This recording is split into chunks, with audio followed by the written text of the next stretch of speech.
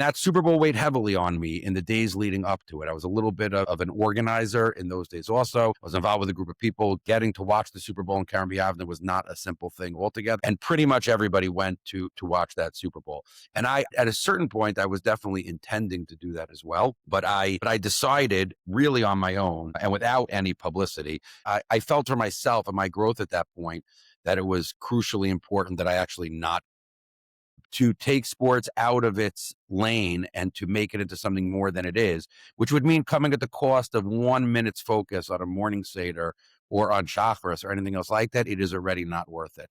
The amount in ruchnius of price that we should be willing to pay in our pursuit of sports is zero or very, very close to zero about what we'd be willing to sacrifice and what we'd be willing to pay. That doesn't mean there's no room for sports.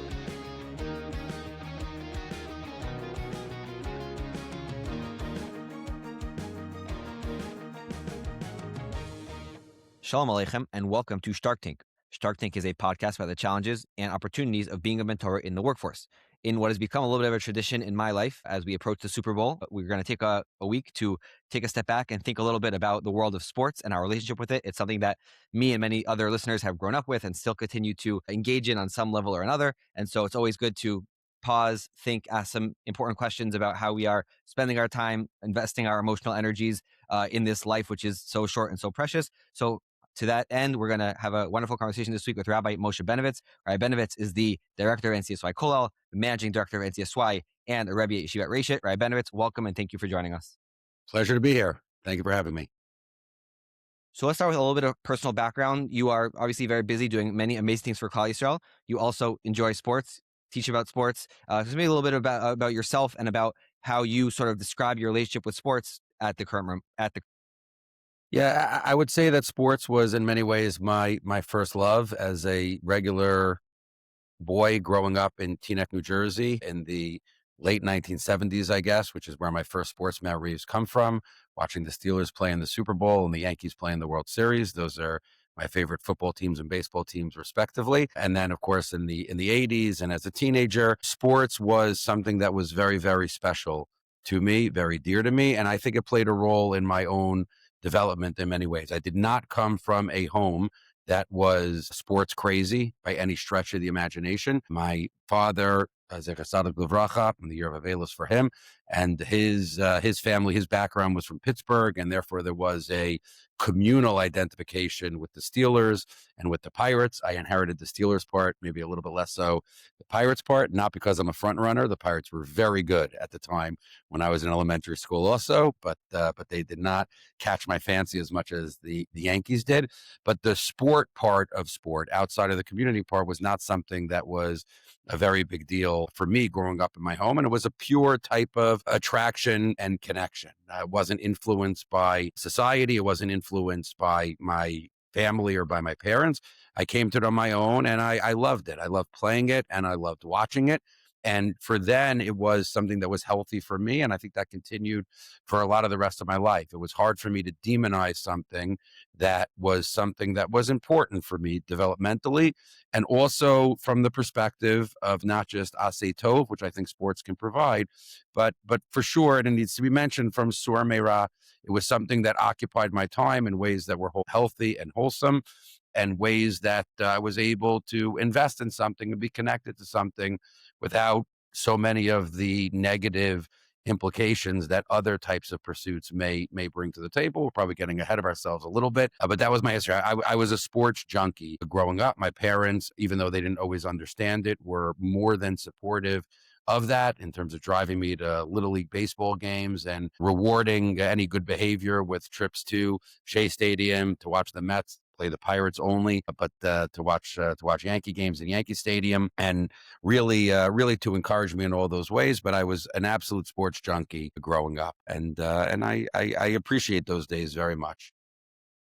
And can we fast forward today and give us a little bit of an overview of how do you describe your current relationship? Yeah, I mean, it's a great question, and thank God, and I don't know if there's any alternative to this for anyone. Heaven help us, and there are people, especially in the world of sports, that are stuck in a kind of time loop in their relationship with sports. Look, the same is true with our relationship with Torah. If I told you that I love learning Chumash, and I learned Chumash the exact same way that I did when I was in third grade, I certainly would be indicting myself, I think, in a rather awful way. We evolve and we change and we mature in a whole lot of different ways. And my connection to sports is much more balanced, nuanced, and for sure more mature in a lot of ways. The level of emotional investment is negligible, if at all.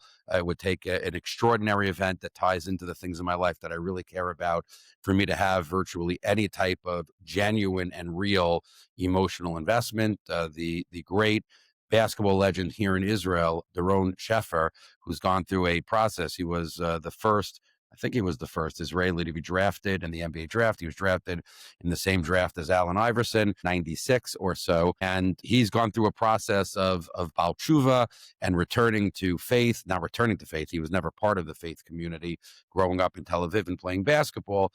So he describes as one of the turning points, he describes the utter ridiculousness of emotional investment in the world of sports.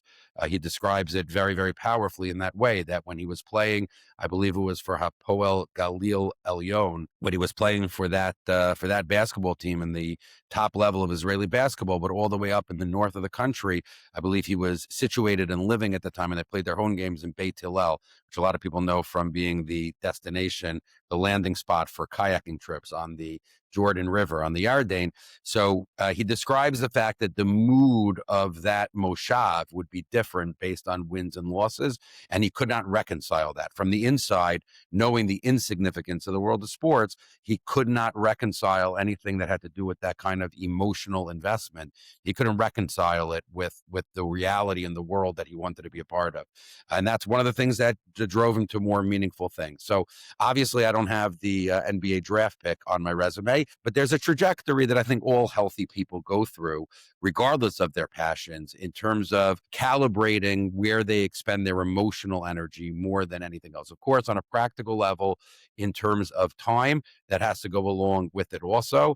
And I don't spend an enormous amount of time on sports, but I still do follow and understand. I will tell you what the answer does not include, and it's not in order to connect with students. I think that does a disservice to the role of the mechanech in terms of manufacturing the things to care about. If one goes to a high school basketball game in which their Talmud is playing in order to show respect for that Talmud, that's certainly something that a good Rebbe is going to do.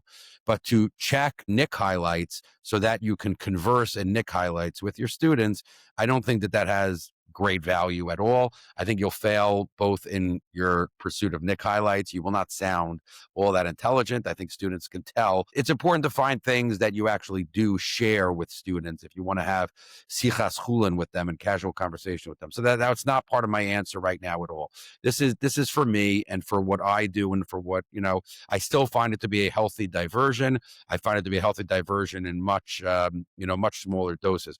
People ask me how I stay up. People ask me two things all the time because they assume a level of emotional investment that's absolutely not there, and it's decidedly not there. They ask me how I know as much as I know about current events in sports, and that has to do with skills that I likely picked up in a base medrash, having to do with speed reading and picking up in a very, very short amount of time, significant amounts of information. I can glean good nuggets of information and the right pieces of information, even without spending a lot of time on it. And the other question people ask me all the time is, given time difference in Israel and the rest of it, there'll be a big game, or are you staying up tonight? I'm proud to say we've lived with our family 23 glorious years in the land of Israel. And I think we're up to 3 sporting events that I've stayed up for. I stayed up in addition to those 3, I think 2 Super Bowls when my son's favorite teams were playing in them, really as a bonding experience for them. I don't think I was awake for most of that game, but I don't know if you want to count those also. But in 23 years, I think there were 3 games, all of which had extraordinary circumstances, nothing to do with sports that had to do with why I might have been half up anyway. And once I was up, I stayed up. To risk, I mean, they say this almost like a cliche, and I think it's part of the discussion that we're having today, to take sports out of its lane and to make it into something more than it is, which would mean coming at the cost of 1 minute's focus on a morning Seder or on chakras or anything else like that, it is already not worth it. The amount in ruchnius of price that we should be willing to pay in our pursuit of sports is zero or very, very close to zero about what we'd be willing to sacrifice and what we'd be willing to pay. That doesn't mean there's no room for sports. We have recreational time that can be used in the service of Avodas Hashem in meaningful and great ways, and that's really the way we're supposed to do it. And that's my aspiration, at least, with my sports viewership. And I'd say even more. I don't know. I don't think it's really arrogant, but I don't mean to put myself on any pedestal. I fail at many things that I aspire to do. Sports is not one of those areas. I don't lose myself. I don't allow myself to get lost in sports. And when I klop al chaitz, it's very, very rarely because I spend too much time or too emotionally invested in sports. So I'm successfully able to, you could have me on for a different podcast. I'll tell you what I do klop al chait for. There's certainly no short list of those things. But I do manage, I think, to keep that balance in perspective well all the time.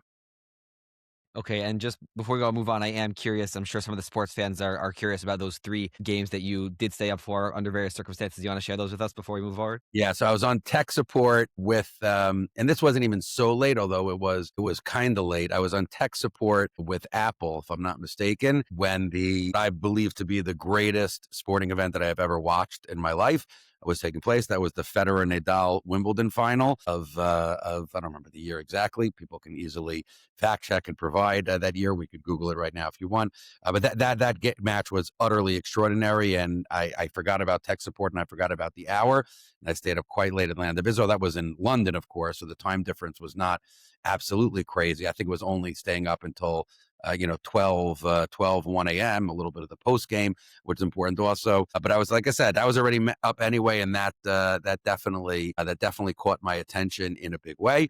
Pedro Martinez's game where he closed out the Yankees. I believe my wife was actually in America then, and my whole schedule was messed up as a result of it.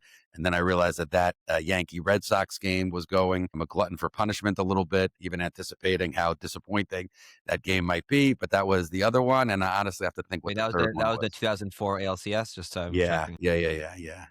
So that was that was also, like I said, there were extenuating circumstances where I might have been up anyway a little bit, and certainly wanted to see if the Yankees were going to come back from that one, which of course they did not. Wonderful performance by Pedro Martinez. Best pitcher I've ever seen in my life. I'll say that in and one grudging more. respect for any of the Boston fans. I mean, I did grow up in Boston. Was there one more? We had the LCS and the Wimbledon I final. don't remember. Was I there don't a third remember one? the third one was. I probably threw that in there, to be completely honest. I'm not even sure there is a third one. Certainly not to the wee hours of the morning. Like I said, I did stay up for a couple of those Super Bowls, only to only for my son's sake. People might fact check me and be like, "You didn't stay up for the Steelers Super Bowls." So I might have, but I was in America for all of the Steelers Super Bowls since we made Aliyah. So it did not require staying up, and I didn't have to make that decision. Right. Okay. It's funny as I made Aliyah as a major sports fan at 13, and the Boston teams that I grew up with were all at the height of their powers during those years, 7 through 2013. Like the Super Bowl is the worst timed one because you can't really like sleep a little bit, like half a night, and then be up for the day because it ends at like 5:30, and you can't like the Sunday afternoon game is also like a late night, as you mentioned, the Wimbledon. So those are always the worst. But anyway, I've also moved on. I have some stories about that, but not for now. I want to focus on your story, which is that you've shared many times about your Super Bowl experience, Super Bowl Sunday in Yeshivat Keren B'Yavneh. Again, I have a Keren B'Yavneh Super Bowl story, maybe for another day, but I would like for you to share that story and maybe talk about that a little bit as well. Well, I'd love to hear yours also, making a more exciting conversation. But I'm happy to share mine. For me, it was very, very significant. It really was. That Super Bowl was significant for a lot of people in the world. That Super Bowl involved the New York Giants. The New York Giants were not my favorite team, but you have to remember in those days, it was important to have a local team that you cared about a little bit also, because you had so little access to teams that were outside of the market. There was no internet, there was no streaming, there was no direct TV, there was no packages where you could watch all the games whenever you wanted. So the Giants were a team that I cared about a little bit, again, without a tremendous amount of emotional energy. I was also caught up in all the general New York bias and hoopla that was taking place there. Much, much, much, much more importantly, that Super Bowl and my Shana Aleph coincided with the Gulf War. And that Super Bowl was the origin of many of the great spectacles that take place in sport. It was an unbelievable display of patriotism. Whitney Houston singing the national anthem, the fly over the plains. all of those things. They sung the national anthem before, but the national anthem as this type of almost tefillah, quite honestly, that the country would give in a time of war, that originated in that Super Bowl. And like I said, that flyover, the pageantry, the president of the United States addressing the nation from the Super Bowl. Now it's more of a silly, time when the president does that, but it started from George Bush in a time of war, having all of those associations with it. There were ample reasons to care and to want to watch that Super Bowl. And then going back to the less significant aspects of it, so that Super Bowl was in my conscious lifetime, well, I guess a little bit of the late 70s, but throughout the entire 80s, the Super Bowls were terrible, whether the Giants were playing them or not. And that Super Bowl, which we didn't know at the time beforehand, which is relevant for the story, but that Super Bowl ended up being the best Super Bowl of my teenage years, for sure. That was an amazing Super Bowl that ended on a missed field goal and was decided by only a point or two. And that Super Bowl weighed heavily on me in the days leading up to it. I was a little bit of an organizer in those days also. I was involved with a group of people. Getting to watch the Super Bowl in Karen Avner was not a simple thing altogether. Again, it wasn't a question of opening up a laptop or plugging into something. You had to find the TV that had, even on regular TV in Israel, it wasn't broadcast everywhere. You had to find a TV that had the right thing. We did find one on the neighboring kibbutz, and we actually sent the people to Tel Aviv to be able to use their house to be able to watch it. And pretty much everybody went to watch that Super Bowl. And at a certain point, I was definitely intending to do that as well. But I decided really on my own and without any publicity. Now, later on, I do tell it, like you said, because I think it's important. I share, a lot that went on in that story in times like this. But I felt for myself and my growth at that point that it was crucially important that I actually not, because, and I think this is one of the ways in which, on a qualitative level, as opposed to a quantitative level, we need to set boundaries in terms of our participation in either spectator sports or participatory sports and the way in which they take over our life. I often like to say, and I often connect it to the story in a big way, that for my money, the finest advertising and the most effective advertising campaign maybe of all time, and there are many that are in that Hall of Fame, in that pantheon. I'm not sure why people don't put this one in as often as I do, but I really think it might be number one, is that at the height of NBC's powers of creating excellent television shows, ER and The Cosby Show and other shows that, people, this is even before Seinfeld, I think it carried over into the Seinfeld era a little bit also, Hill Street Blues and shows that people were very into. So NBC, and then they recreated this marketing campaign a few years later because it was so effective and was so wonderful. They referred to it as must-see TV. Those three words, must-see TV, was their tagline. And the lesson from that, and what it has to give a person pause, is that you could use many adjectives, many phrases to describe culture, movies, television, music, art, sunsets.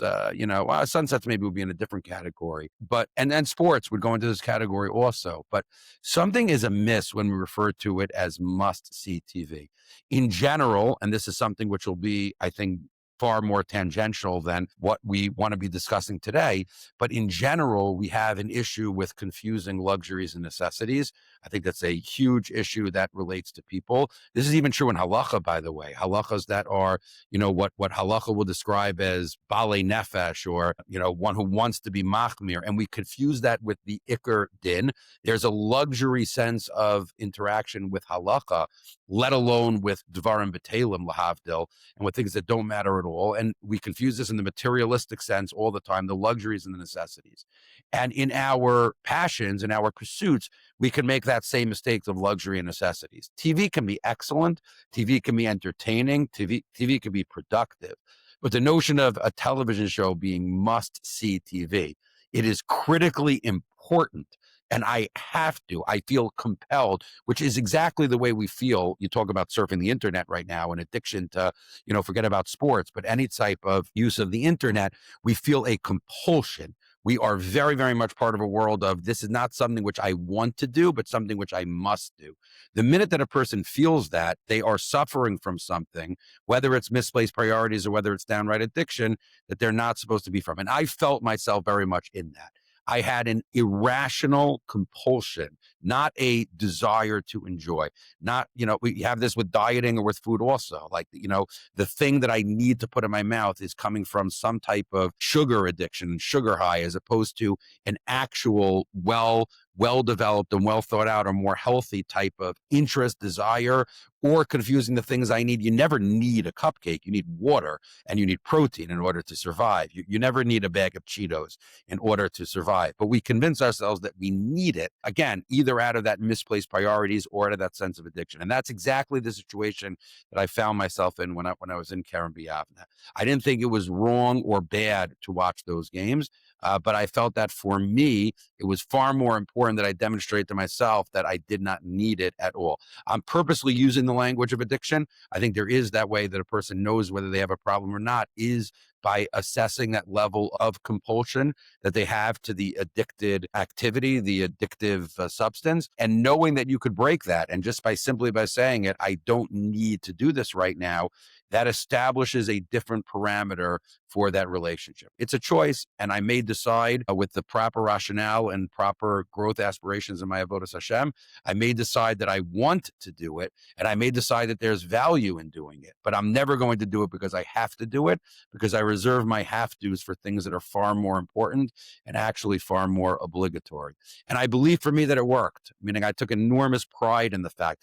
I also wasn't tempted at all, meaning once you're able, much like other addictions, once you get over that first hump and that withdrawal type of thing, you can rejoice in the bliss of that freedom that you have to not be compelled to do things that you don't necessarily want to do at that time, and to be able to do them only out of a sense of, rational decision making about whether it's good for me or bad for me at that time. Wow. So hearing you say that definitely gives me chizuk, and hearing that perspective on the yeshiva sort of standards versus rest of life. Because you asked, I will share. Some of my summer friends may have heard this, but when I was in Shana Bet in Keren B'Yavneh, the Patriots played the Seahawks in the Malcolm Butler Super Bowl, which was also a very now famous event. And at the time, in high school, I was a crazy sports fan. By the time I was, January of Shana Bet, it was less of interest to me. And what you described before, the maturity and the risk of losing, Shachris Kavana and Morning Seder Kavana, it really just, it was not even at the time, a big Yetzer Hara for me to stay up. I slept through, I davened Shachris, and I think I checked the score before I went to breakfast. I seem to recall a conversation during that breakfast with Rabbi Ben Sion Feld about the game, a brief conversation, someone who you and I both hold in very high regard. And then a few months later, I was at a chasana with a friend of my father, someone in his 40s, and he told me that he had flown from Israel to, I think it was in Arizona, to that game. He was sort of showing off. And I said, oh, that's very nice. And I said, yeah, like at this point, like, I'm not as into it. And I was happy to just get a full night's sleep. And I was at a chasana. His wife looks over to him and says, some of us grow up and some of us don't. So that was a little bit of an interesting experience. But yeah, it is certainly important to understand that there's perspectives, and there's a time to say no, and then a time to go back and say yes, maybe in a different way. So I want to actually transition to talk about some of the other issues here with regards to sports. I also, my grandfather, Zichrono Livracha, passed away a few months ago, and he was very fond of quoting a movie. I have not seen the movie, but the storyline I am familiar with. It also has to do with Pittsburgh and the Steelers. I think the movie was called Concussion, and there was a scene. For those who don't know, it was an immigrant doctor somewhere from Africa, and he discovered the severe brain damage the NFL players were going through, and he tried to raise the alarm. When one of the American doctor's colleagues, someone was trying to discourage him, he said, "You're taking on the NFL. The NFL took Sunday from God." That was like, there's some line in there. My grandfather loved quoting that line, and I wanted to use that scene as a bit of a lens to talk about a few issues with regards to sports. And the first one, that line indicates, is that there's certainly a religious element to the world of sports. So is the world of sports a pastime? Is it religious? Is there a way to take what is overall a semi-religious experience and use it as a pastime? How do you think about this angle on the world of sports? Yeah, it's a very powerful question. It's also a very astute observation. I have absolutely no doubt, and therefore no disagreement or comment on the parallels that I think clearly exist between sports and religion. Arenas as temples is a real phenomenon. I don't think there's any doubt about it. The nature of rituals is, it's pronounced in there. It's the last area in which you find those things. Trying to explain to people why we dress in a certain way and why we do certain things as part of a pregame ritual.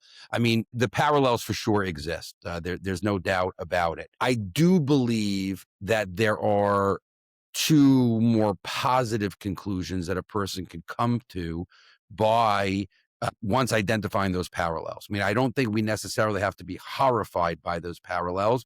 I think we can derive, I'll even refer to it as a certain level of chizik from those parallels. But here, like in many of the things that we will discuss and that we have discussed already, there's clearly a wrong way and a right way to do that. Meaning if a person's religion becomes the New York Yankees or the Boston Red Sox, as the case may be, if a person's religion, if their cathedral is limited to the sports arena or stadium, you don't need me to tell you that something is amiss and really horribly wrong. Something has gone awry in a very significant way. But I think there are two ways in which there is a silver lining, at least, if not outright chizik. First of all, and I was about to say it a minute ago, and I just held it back in order to be able to develop this point of positive, the ability to have people utilize sports to relate to concepts is important. Here's where rabbeim, teachers, parents can certainly use what goes on, but it does provide us with a form of mushal that allows them to understand what's going on, allows them to, like I said, appreciate, understand ideas that they might have understood on the way. I was giving that otherwise. I just give that example. Before that, we use, the pregame ritual of Netilas Yadayim before Shacharis, or Chasidim Rishomai of Showan Shachas and Mispalalim. The ability to relate that to the world of sports so that people can understand the concept of what we do and how we do it when we actually care and are heavily invested in something.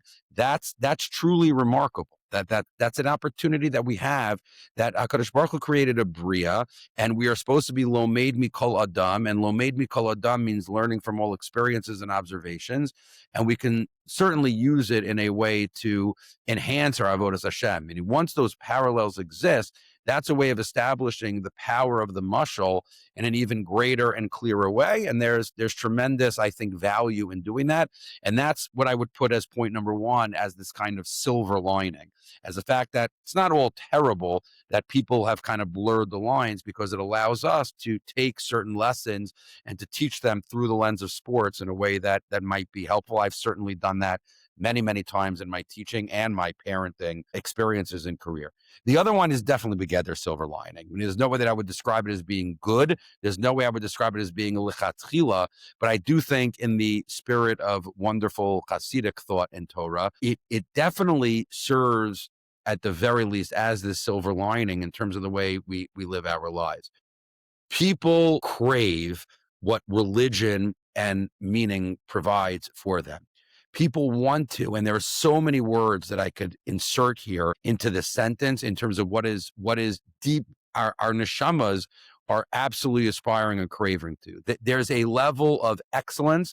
There's a level of exaltation. There's a level of preparation. There's a level of achdus. I mean, there is nary a concept in the world in which you can't find similarities into, based on this bridge that's being established about kind of turning sports into a religion. And when we get confirmation that the soul craves those things, you and I, as you've described multiple times, have an affinity for sports and have had it since we were young. But there are many people who don't. And there are many people who look at grown adults, like the anecdote that you told. They look at grown adults and they say, well, that's that's bizarre that you would care about sports even a little. Benovitz, like, who are you kidding with all of this? You've never stayed. Of course you've never stayed. What kind of normal person would stay up ever? 3 times is way too many in 23 years. And checking sports and checking ESPN, having ESPN on your bookmark is an absurdity. And having any idea who the 9th draft pick is and how that 9th draft pick is doing in the NBA this year is brain space that you could have been using, for anything else. And I do think they missed the point about where, and again, to each their own, everyone has to find their way to do it. But the ways in which a person can tap into some of the soul's greatest desires and activate them through this world of sports, I do think there's something valuable in that. If I could just push back on that for a moment, I would say, starting with the first point you made about the educational lessons and values. So I think you and I would both agree that if there were a movie that had tremendous educational and moral lessons, but the Lavush, the setting of the movie was, women completely dressed inappropriately from the beginning until the end. We would both agree that that's not a fair educational tool, as great as the educational lessons could be. Now, that leads to the second point that you made, which is that, I'm no Bucky in Hilchos Yardei and Hilchos Avodas Zara, but I'm fairly certain that, you could be an Eved Hashem, and you're also Eved to another entity in some other way that I'm pretty sure is Avodas Zara. Now, I am making a little bit of a stretch here because I don't think there's, I'm not a Bucky in the psychology and the emotional whatever, but if we say the passions, you mentioned the things that we're all yearning for, well, if it's a thing that we're yearning for, but it's being filled by something that is not a Kadosh Baruch Hu, or not the source of that true transcendental meaning that we hope for, so that's becomes even a bigger problem, that it's the most lofty spiritual goals of ours, but are being filled in the wrong places. So that could be a real big problem. And just to add one more point to this, that this might even have a halachic nafkamina. Rav Moshe Feinstein has a tshuva about sports where he says, yeah, it's not b'chukosayim lo telechu, it's just leitzanos and shtos. So I think that it's possible that if Rav Moshe had seen what happens today, he might actually look at it differently, because it's not a pastime anymore. It does maybe have more contours of b'chukosayim lo telechu, so that also might be a nafkamina. So does that critique make sense to you? Do you agree, disagree? Well, look, on one level, it most certainly does. And I think there's even an important point of clarification that you're making. But one point, which again, we've mentioned before, and we'll mention it before we're done, is that it's all a question of degree. And it's all a question of getting it to a place that it stops before it becomes an Avodah Zarah or Abizraya Avodah Zarah or anything else like that. Or even less than that, just something which is out of proportion, out of whack. And we do see them, it's Ma'asim B'chol Yom that it happens. I do have no doubt in terms of what you're describing with Rav Moshe's tshuva, that Rav Moshe would be perplexed and then concerned by what he's witnessing today, and therefore may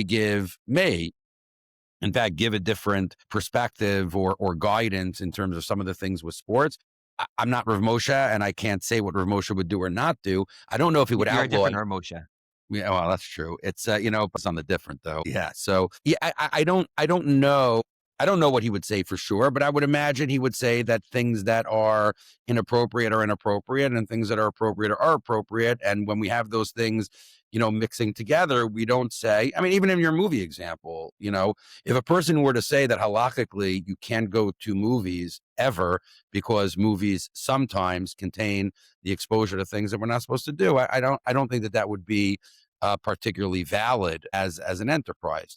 We like to use the word slippery slope all the time. I think it probably gets overused some of the time. We use gateway drug all the time. I think that gets overused some of the time. And therefore, again, I think he would be horrified by what he's observing. I think he would probably rewrite and reword based on not based on his error, God forbid, but based on just the devolving of society in the ways that it has. I think he'd probably be horrified by some of it. Whether it would change his fundamental b'chukoseim lo lechu, I'm not sure that is particularly compelling to me as an argument, but I would want to think about it a little bit more and then maybe respond a different time. Where I think what you're saying is particularly valuable, not just in the more obvious sense of let's all relax here and not go overboard in our love of sports, which any sensible person is going to agree with right away. Where I think the clarification is important is that the silver lining I was saying is not so much as a justification. It's about confirming that the soul yearns for certain things of value. And when you see that, even when it's applied in horrendous ways, at least you are confirming the existence of a thing. There's a level of revival that's there. There's a mice I like to tell with a very beloved student who I used to, I wouldn't say I sparred with him, from time to time, but we, went after it, from time to time a little bit. He was a wonderful basketball player, and he had a style. He didn't like my critique of this at all, but it's important for the story also that I thought that he was not the most intense.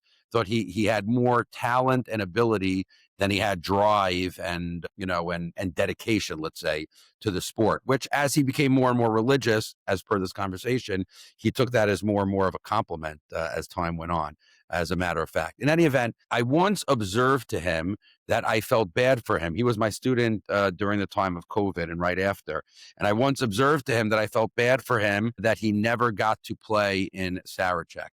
And that's the YU basketball tournament for those less familiar. And he couldn't take the opportunity to go after me. He said, I feel bad for you that I didn't play in Sarachek. He said to me, he said, because you, at the time, I guess I was, right around 50 years old.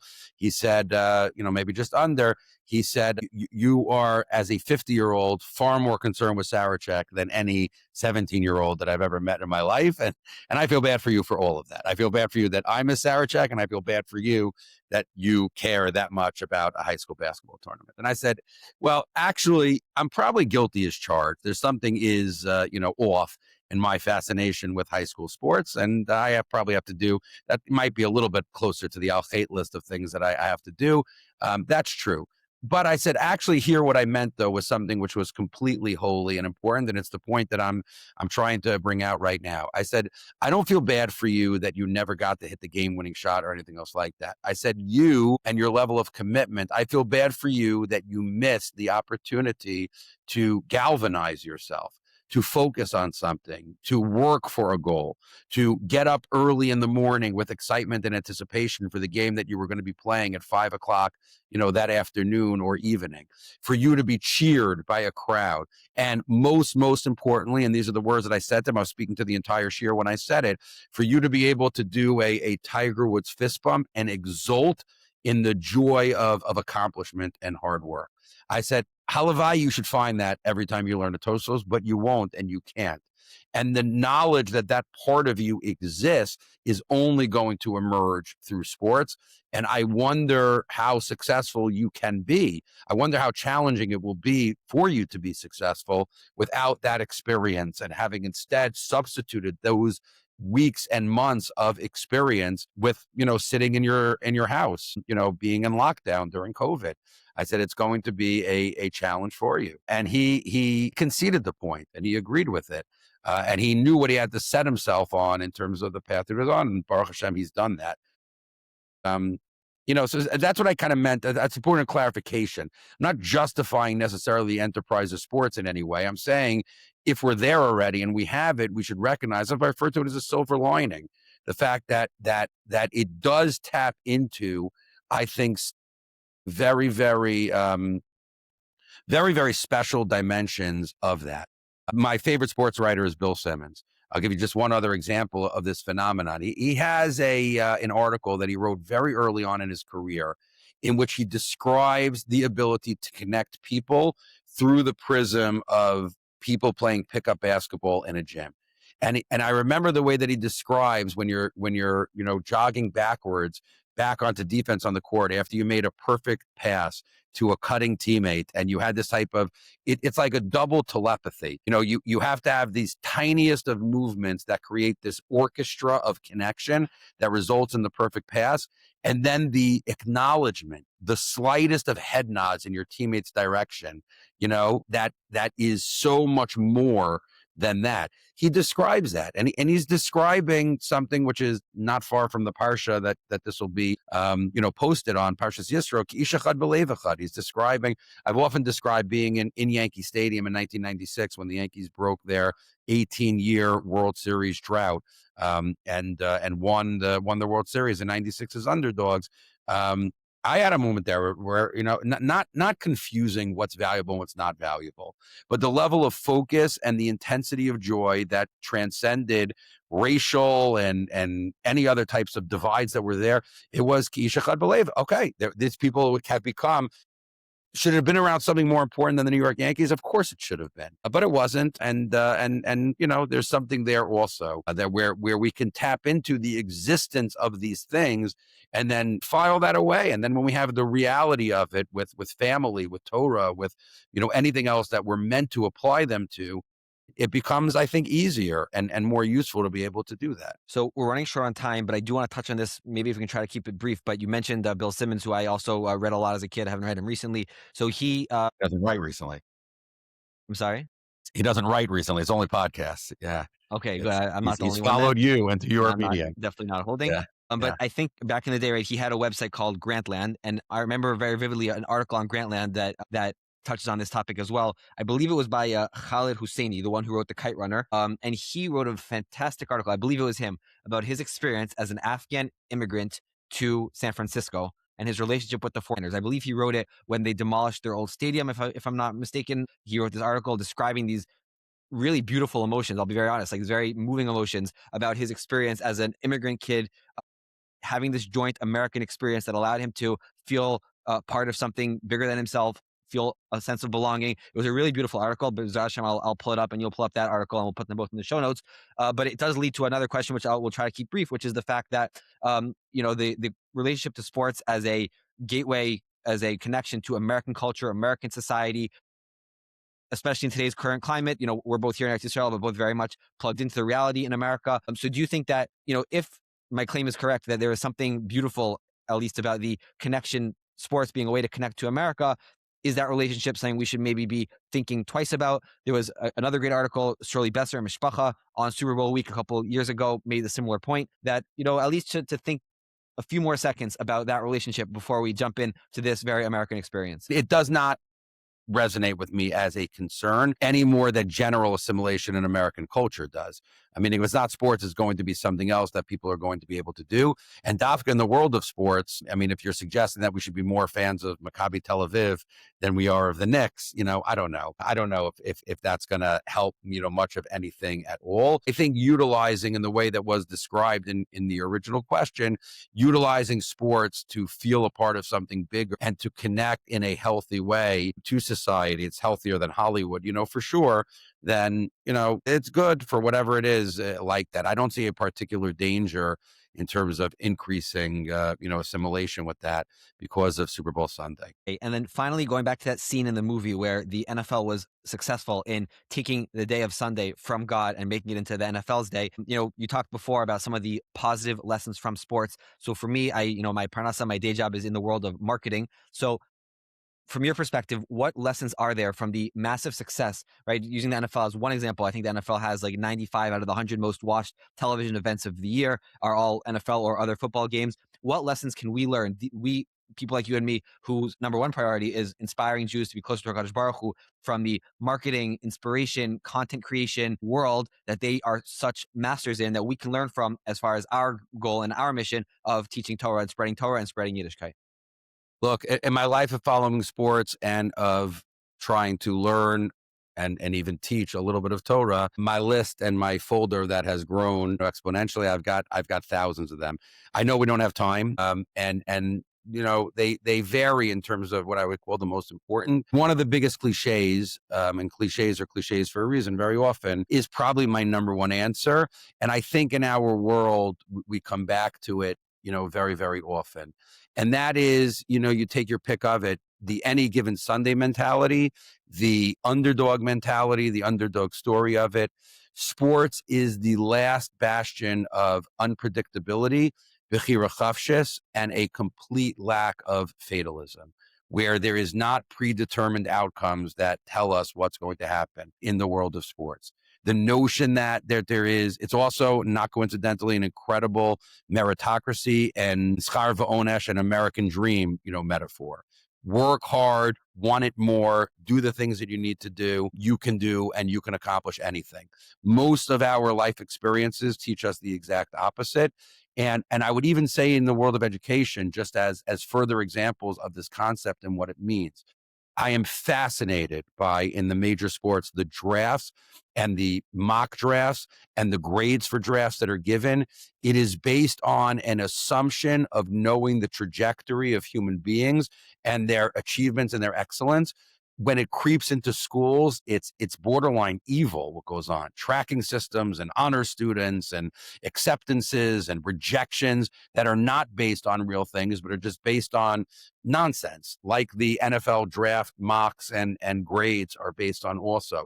Sports screams the opposite all the time. Whatever example is your favorite to use of it, and as a Boston guy, so you'll probably be partial to Tom Brady and a 6th round draft pick and the undrafted running back and just the busts over the years that were can't miss. And then sure enough, they miss. Success does not come from a sense of again, the way that we're born and predetermined programmed outcomes. It's just this world of possibility and options that is defined, like I said, by all these sports metaphors of the underdog, every Disney movie that's ever been created, Rudy and Hoosiers and the rest of them. And of course, which is a movie and a concept, any given Sunday, we're going to go out there, spring training, hope runs, runs eternal, hope runs anew by stepping onto that field. And now anything can happen. And it's in my hands. It's in my hands, not in a way that is kfira, God forbid, but in my hands in a very real and genuine, meaningful way.